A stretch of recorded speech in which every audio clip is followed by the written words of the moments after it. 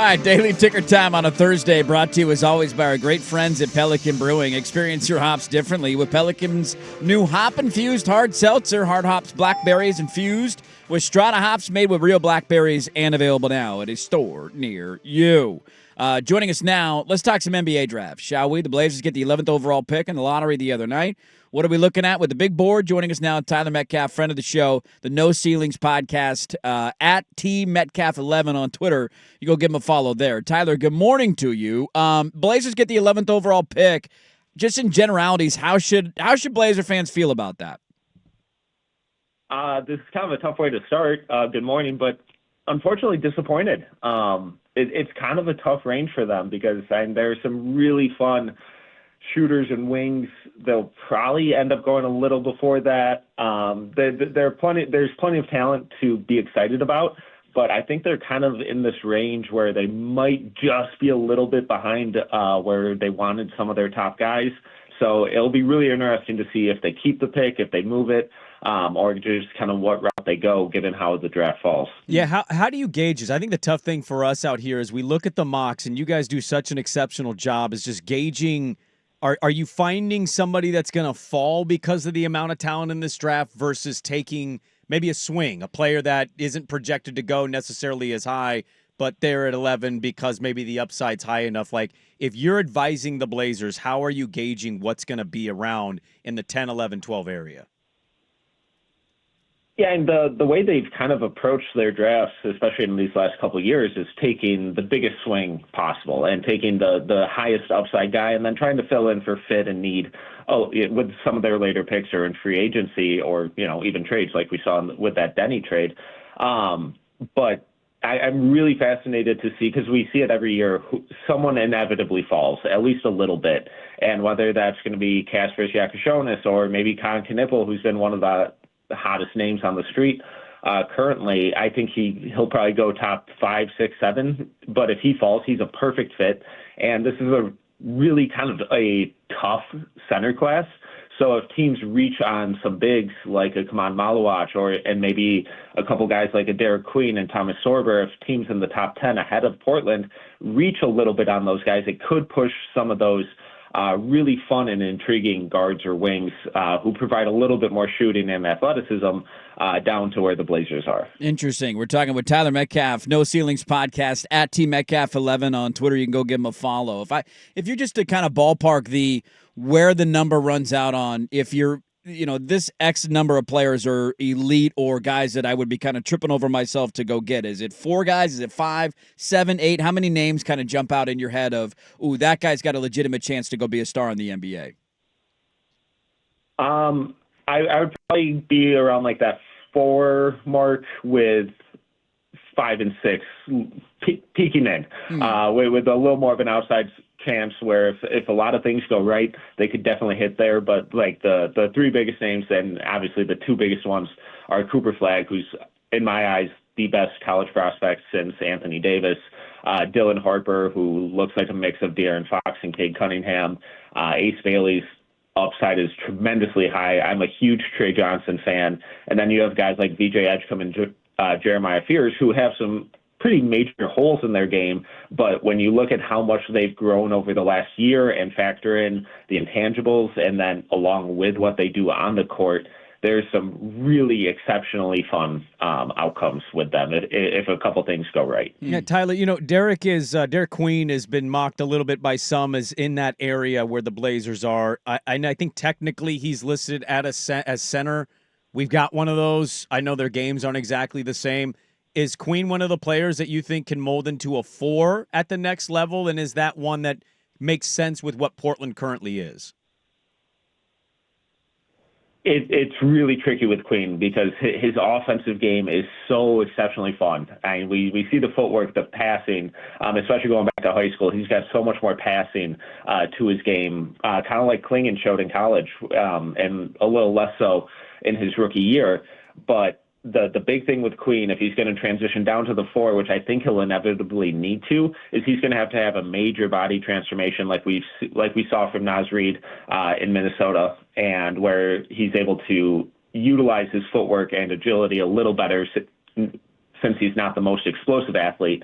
And then that outside shot's really going to have to come around. The mid-range numbers are good.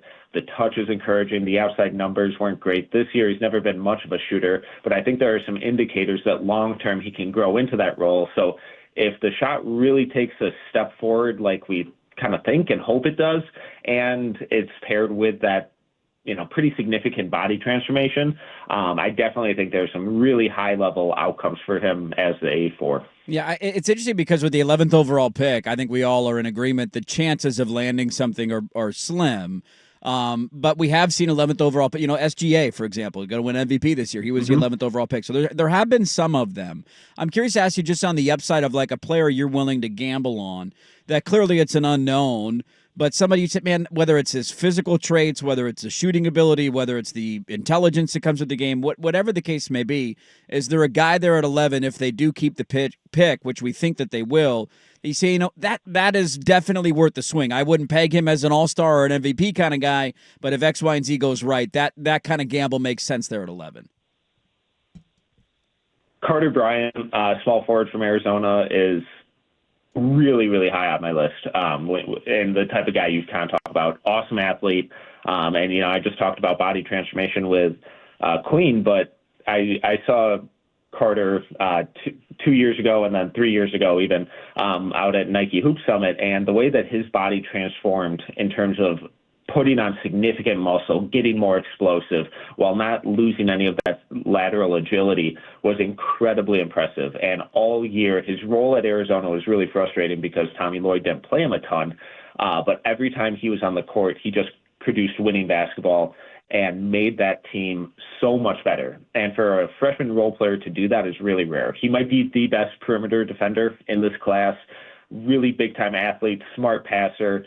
I buy the shot as that off-ball kind of 3-and-D role player wing. I really love his upside. Handle continues to improve. The outcomes with him get a lot more exciting. And then some older guys whom I think make a ton of sense are Neek Clifford from Colorado State, Rasheer Fleming from St. Joseph's, and then one of the fastest risers in this draft, Cedric Howard from Washington State. Mm-hmm. Yeah.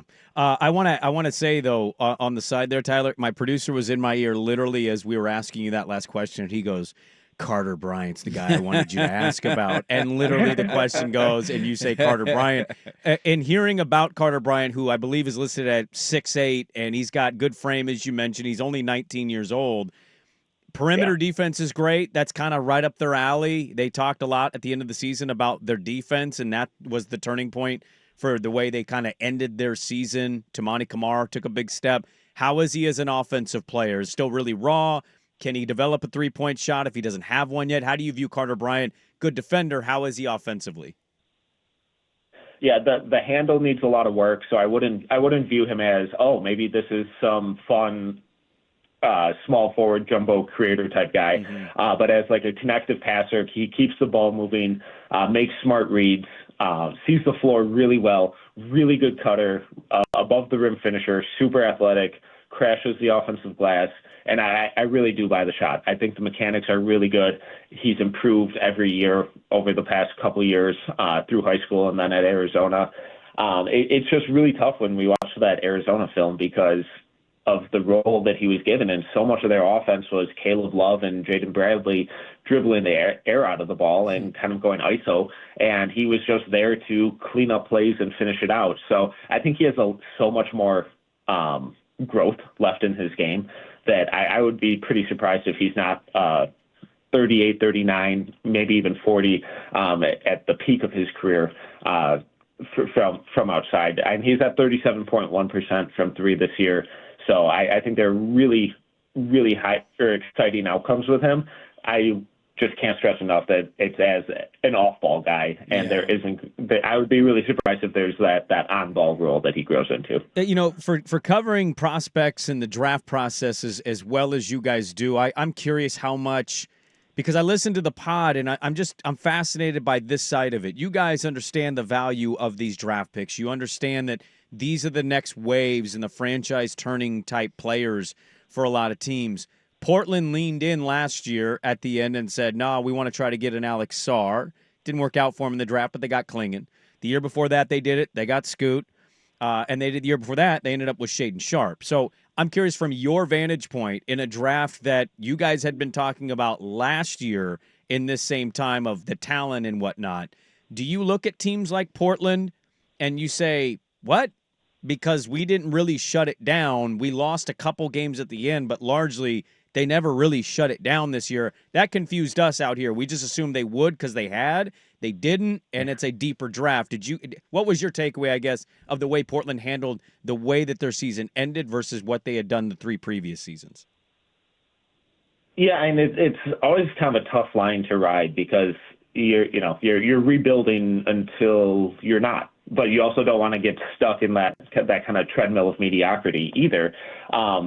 I think I really liked how they approached this season because they were relatively healthy for most of the year. And at some point, you have to start establishing a winning culture and winning habits and learn how to win games. Because if you just keep funneling in young talent without the expectations and the experience and the discipline making the playoffs, you never really learn it. So I think for a lot of these guys, it gets really undersold how important having some of those winning practices is. It would have been great if they were able to bring in another top 5 pick to this young core. But when you bring in a guy like Denny, who had the season he did, and Tumani makes the jump like he did, and Scoot is steadily starting to figure some stuff out, and then you're getting the impact from your front court as well, at some point you have to start winning games and figure out what that feels like. And in a draft like this, where there are some really, in that 10 to 14 range in that back half of the lottery, there's some talented role players that you can get. I don't think it's the worst thing by any means. Interesting. Tyler Metcalf, great stuff from him. No Ceilings Podcast at No Ceilings NBA. You can give him a follow on Twitter at TMetcalf11. We always appreciate the time, man. Great insight on the draft, the prospects. Hopefully we can do this again soon. Absolutely. Thanks for having me. There you go. Tyler Metcalf talking some NBA draft. May or may not have gotten my it moved. Oh, it's already moving. Look at you. How blazer of you. It's a massive look. I have taken myself to the place where I don't disagree with our overall takeaways of how all of this ended, right? You're already back in. Well, You're easy. already roped you back in. What I'm in is like, this is where that front office, you have a lot to prove to me. And you're not at a great spot, but you're at a spot where he mentioned one player, and I'm like, that kind of fits exactly what they're looking for and aiming to do. Are you going to do that? Or are you going to go a big who might be a center but could eventually play the power forward position? I am all in on this is an important moment. You cannot miss on this player. Even if you're at 11, you cannot miss, because a lot of people feel like you've already missed on your 3rd pick, and some people don't know how to feel about your 7th pick from a few years ago. So I think it just strikes that much more importance of, are you going to miss at 11, or are you going to find the player that maybe teams didn't give enough consideration to?